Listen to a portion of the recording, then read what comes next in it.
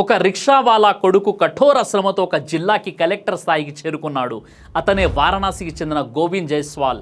చిన్న వయసులో గోవింద్ తన ఫ్రెండ్ ఇంటికి వెళ్ళినప్పుడు ఫ్రెండ్ వాళ్ళ నాన్న గోవింద్ ఒక రిక్షావాడి కొడుకు అని చెప్పి ఇంట్లో నుంచి బయటికి నెట్టేశాడు. కానీ గోవింద్ తన ఐడెంటిటీని మార్చుకోవడానికి యూపీఎస్సీ చూస్ చేసుకున్నాడు. దాంతో రిలేటివ్స్ అందరూ కూడా రిక్షావాడి కొడుకు యూపీఎస్సీ క్రాక్ చేస్తే మనం రిక్షా నడపాలా అంటూ అతన్ని హేళన చేయడం స్టార్ట్ చేశారు. తన తండ్రి ల్యాండ్ అమ్మేసి కోచింగ్ కోసం గోవింద్ను ఢిల్లీకి పంపించాడు.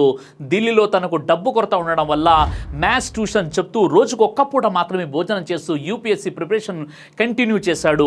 ఎలాగైనా యూపీఎస్సీ క్రాక్ చేయాలనే కసితో కఠోర శ్రమతో ఫస్ట్ అటెంప్ట్లోనే ఆల్ ఇండియా ర్యాంక్ 48తో యూపీఎస్సీ క్రాక్ చేసి ఐఏఎస్ ఆఫీసర్ అయ్యాడు.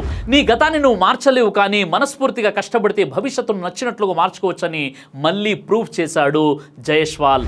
అవమానాలను ఆభరణాలుగా స్వీకరించి విజయాన్ని సాధించండి. జై హింద్.